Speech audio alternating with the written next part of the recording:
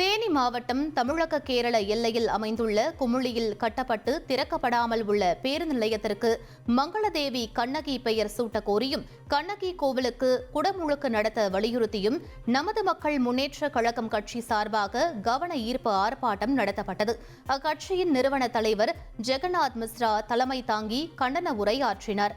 நூற்றுக்கணக்கானோர் ஆர்ப்பாட்டத்தில் பங்கேற்று கோரிக்கை முழக்கத்தை வலியுறுத்தி கோஷங்களை எழுப்பினர்.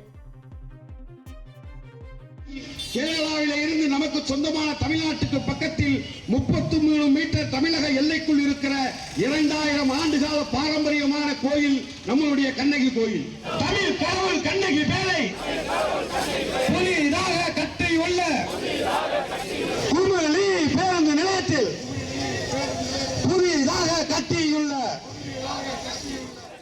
1,23,00,000 மனங்களை வென்ற தந்தி டிவி யூடியூப் சேனல். தவிர்க்க முடியாத தம்ப்நெயில்ஸ், கலக்கலான கான்டென்ட்ஸ். நீங்களும் இந்த குடும்பத்தில் இணைய இப்பவே சப்ஸ்கிரைப் பண்ணுங்க. அசுரபலம் கொண்ட எங்கள் டிஜிட்டல் கரங்களில் உங்கள் விளம்பரங்களை சேர்க்க வாட்ஸ்அப் பண்ணுங்க. 8939888378.